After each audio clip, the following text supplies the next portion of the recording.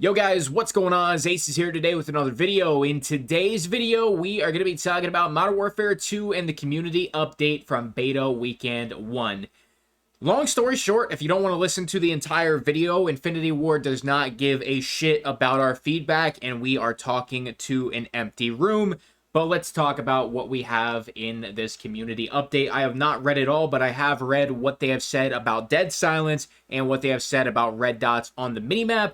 And as of right now, they don't give a flying fuck about any of us as per usual. And the game is going to be staying exactly the same, and we have been providing feedback for absolutely no reason. One of the most requested things this beta week has been red dots on minimaps. It makes the game a lot more playable and a lot more fun. You can get a lot more kills, and you can just get shot in the back less. It's pretty much that simple. You know where enemies are spawning, and it's just another year of Call of Duty where nothing's going to be changed. Nothing is going to be completed at launch. It's going to be another shitty year, it looks like, just based off the energy I'm getting from this community update. I had a fun week one, but just reading this is completely demoralizing. It's like, why the fuck are we even giving feedback? So let's hop into it, man. Do me a favor, make sure you're dropping a like, and of course, make sure you're subscribing. We're going to read through the entire article, and we're just going to, talk about some things more in depth. As somebody who's been playing the game since Black Ops 1, I know what I'm talking about when it comes to Call of Duty. I know what games have succeeded. I know what games have failed,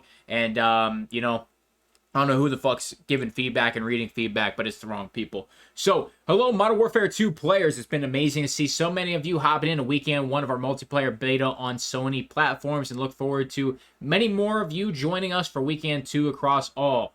There already have been fantastic amounts of feedback on Reddit and social media, as well as tons of stats collected on our side. In addition to the new maps and modes we have lined up for weekend 2, we also have some changes and new things we're trying that we'll be sharing with you this week. I'm interested to see what they're going to try because it's nothing that we want.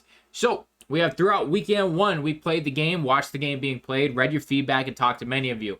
I don't believe this. They might have read it, but they didn't talk to nobody, bro. At least no high skill players at all. Maybe the below average Timmy who got 1 kill in his first couple lobbies. At a high level, leading into weekend 2, we are fixing various crashes, addressed a few gameplay exploits, patched some of the map geo and lighting issues, and updated progression for some gunsmith related bugs. Here's some things we heard you on. Minimap red dots. Here is the #1 issue right now, and they don't give a fuck. So, currently in Modern Warfare 2 beta, we only show enemy player dots when a UAV is active. The design reason for this is that we do not want to punish players for firing their weapons. Are you fucking kidding me? Can you just say skill-based matchmaking or something more believable?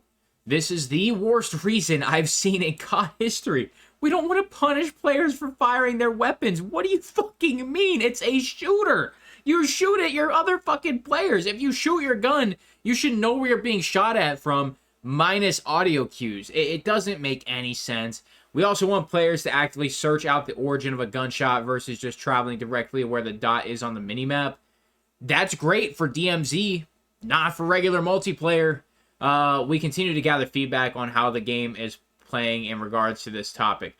They're going to keep getting hammered, and this entire week, I'm going to expect that the PC players and the Xbox players are going to bitch about it too. It is the #1 like tweet on every single reply about red dot on minimap. So, target tracking. We've seen feedback that it's hard to track targets when you get in a firefight. Basically, this is vertical recoil. We agree this is an issue, and we have some changes incoming to reduce muzzle smoke opacity, so that is good, and increase the visibility of the muzzle flash to help gauge someone who is firing on you. Don't know if that really is going to help, mainly the gun smoke, and, I would like to see some visual recoil come down, but that is not mentioned here. These changes should help with you tracking your opponents in combat. We are also investigating more ways to visually differentiate enemies and friendlies outside of the standard nameplates above heads of opposing players. I don't believe nameplates are currently in for enemies. I do not believe they are. And one thing I've also noticed is that friendly blue dots will go through every single wall on the map. You can see them anywhere. And if they are at any point right above a enemy head, it looks like a friendly and you lose your gunfight. We'll be trying a few changes in weekend 2, more on that later this week. So I'm assuming we're going to have red nameplates above heads. That is something that was in Modern Warfare 19, and I think it worked fine. UI. We've seen some feedback around difficulty editing perk packages, managing loadouts, and accessing the armory. There's definitely a lot of issues with the UI. We have identified some UX issues as well as some bugs. These are things that we won't be able to adjust for weekend 2, but they'll be ready by launch. Perks. We've seen varied feedback on the perk package system. Some players love it, and others feel it's unnecessary departure from the original system. We feel it's a nice shakeup on how perks work and the general progression of a match. We've also balanced ultimate perks to be more powerful as you earn them later in a match. We'll continue testing through weekend 2, including drastically accelerating the earn rates to see how players react. Our goal remains to improving the flow of all perks ahead of launch. Let me talk about this. I think the perk package system is actually pretty phenomenal. Some perks I feel don't belong as bonus perks, but some other perks like Fast Hands, it feels more rewarding getting additional rewards but waiting halfway into the match. So when I use my FTAC Recon and I'm burning through 10-round magazines, when I do get Fast Hands, it feels really rewarding. So I like the perk system this year. It's different. It's something new. I definitely wouldn't mind having my old perks back, but at the same time, listen, with this way, you're getting a free perk. You are getting 4 perks instead of 3, traditional pick 10. Even if you were using it's greed perks to get additional perks, you're still getting 4 perks and, all your attachments and everything. So I'm a fan of the perk package system, but, I don't mind the other system either. I think it's fine. Here's the next big thing. Dead Silence is another hot topic that many players have expressed that they would like to see it as a perk instead of a field upgrade. We believe it's important to game health that rushers are not able to move at high speeds without consequence. Dead Silence as a field upgrade creates a balance between the freedom of movement and predictability of combat. So here is where I don't like them not being completely transparent here, because they don't mention Ninja at all. If you guys don't know, what game was it Ninja was in? Was it last year, Cold War? I don't think it was Modern Warfare, because Modern Warfare 2019 had Dead Silence as a field upgrade. You can have Dead Silence as a field upgrade, but at least put Ninja in the game, and Ninja will quiet your footsteps. So it's a lot harder to detect them until they're right up your ass. I think Ninja needs to be a perk, but I don't think Dead Silence needs to be a perk. I think there's a very, very big difference there, and a lot of people aren't really talking about that. And that's probably something I will make an entire video on. But I think Ninja needs to be looked at as an additional perk. I don't think Dead Silence needs to be a perk. I'm just being honest. The audio in this game is phenomenal. It is really predictable when somebody is running at you, but it does make the game more pre-aim heavy, more campy. So there are perks and there are cons. So with that being said, let's move on to Footsteps.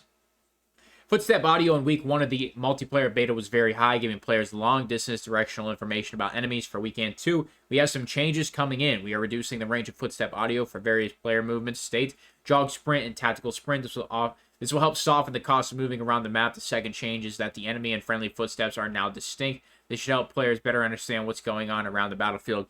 More details to follow. I'm going to be completely honest here. I don't think adjusting the audio and the footsteps is the change we need. I think a Ninja is the change we need. That's just me, though. But quieting the footsteps, hey, if they want to do that, that's fine. And changing the enemy and friendly footsteps is a great change. It's a phenomenal change. But footstep audio is quite loud. And for players that do like to sound horror, it is extremely easy. But if they are reducing the footsteps, the game could, in theory, get less campy. Now, we have slides coming up next. I already see slide canceling remains positive, so I already know they're not going to be adjusting it. If they do patch every single way to slide cancel, we might be in trouble. The main community that speaks up about Call of Duty are the content creators, are the people on Twitter. I don't know so much about Reddit. I would assume you have a lot more of the middle ground on Reddit. But when it comes to COD Twitter and the COD community on YouTube, this is going to have a lot of pushback and will continue to have a lot of pushback. So we have slides. Sentiment around the removal of slide canceling remains positive. We are aware of the workarounds and are contemplating how to handle it for weekend 2 of the beta. Additionally, we have some other slide changes for launch that will make this movement feel a bit more fluid and snappy. So let me be completely honest here. If you have some way that you can make sliding efficient, not as long, and have quicker sprint to, or slide to fire time, I should say, quicker slide to fire, And same goes for diving. There's currently a dive cancel, which was not mentioned here. It's very situational when you can do the dive cancel, but dive cancel feels right with the input time after you do actually cancel a dive. So if we could see some better input times after a slide and a dive, I think it would make things a little bit better. I don't really think they should remove the current ways to slide cancel because it's still, if you're going to have skill-based matchmaking as high as it is, the guys that are going to be slide canceling are all going to be in the top lobbies. Let's just be honest. It's the skilled players.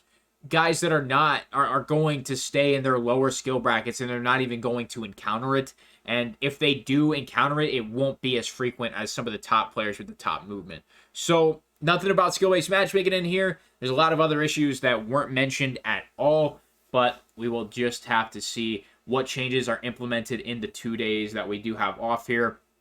I don't think it's going to be that much of a different experience, truly. When it comes to the physical gameplay, I mean, everybody that's going from PS4 and PS5 to PC, it's going to be a phenomenal upgrade going to our PCs, going to 244 hertz, and it's just going to be a blast. So I'm excited, but right now, IW's not listening.